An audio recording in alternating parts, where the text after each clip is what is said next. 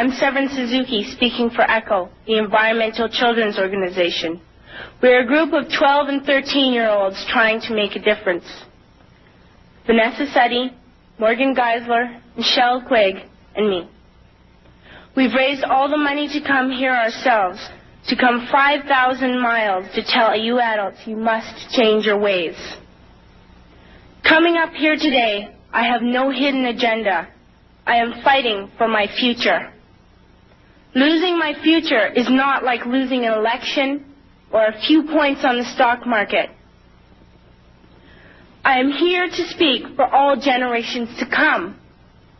I am here to speak on behalf of the starving children around the world whose cries go unheard. I am here to speak for the countless animals dying across this planet because they have nowhere left to go.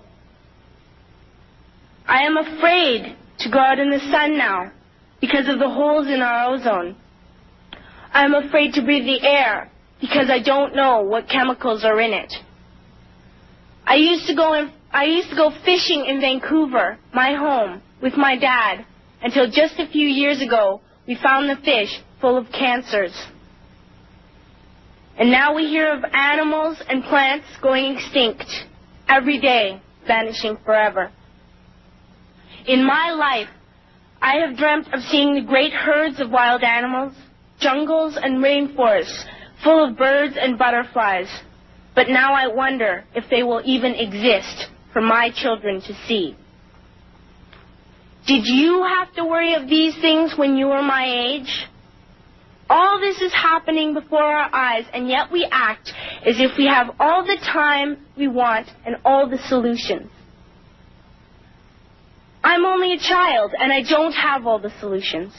But I want you to realize, neither do you. You don't know how to fix the holes in our ozone layer.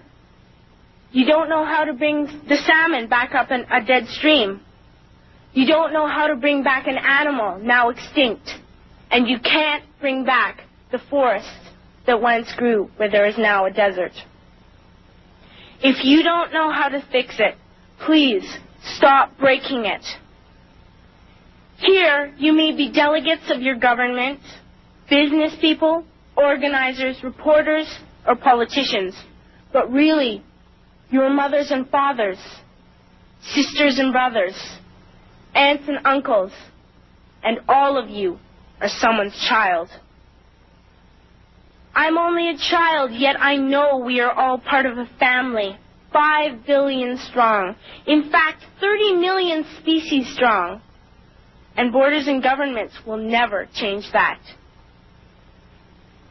I'm only a child, yet I know we are all in this together and should act as one single world towards one single goal. In my anger, I am not blind, and in my fear, I am not afraid of telling the world how I feel. In my country, we make so much waste. We buy and throw away, buy and throw away, buy and throw away, and yet northern countries will not share with the needy. Even when we have more than enough, we are afraid to share. We are afraid to let go of some of our wealth. In Canada, we live the privileged life, with plenty of food, water, and shelter. We have watches, bicycles, computers, and television sets. The list could go on for 2 days. 2 days ago, here in Brazil, we were shocked when we spent time with some children living on the streets. This is what one child told us. I wish I was rich. And if I were, I would give all the street children food, clothes, medicines, shelter, and love and affection.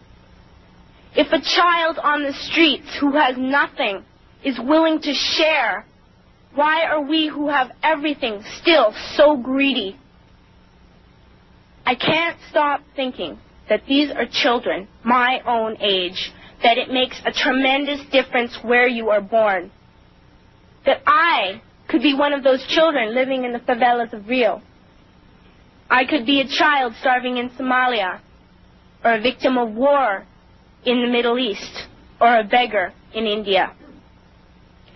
I am only a child, yet I know if all the money spent on war was spent on finding environmental answers, ending poverty, and finding treaties, what a wonderful place this earth would be.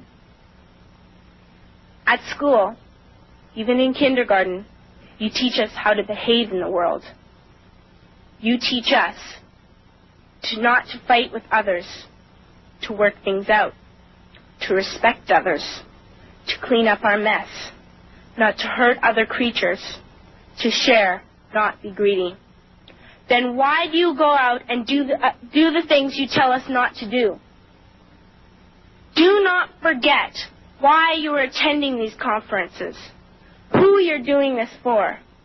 We are your own children. You are deciding what kind of a world we are growing up in. Parents should be able to comfort their children by saying, everything's going to be all right.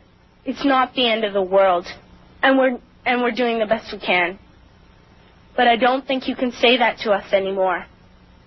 Are we even on your list of priorities? My dad always says, you are what you do, not what you say. Well, what you do makes me cry at night. You grown-ups say you love us, but I challenge you, please, make your actions reflect your words. Thank you.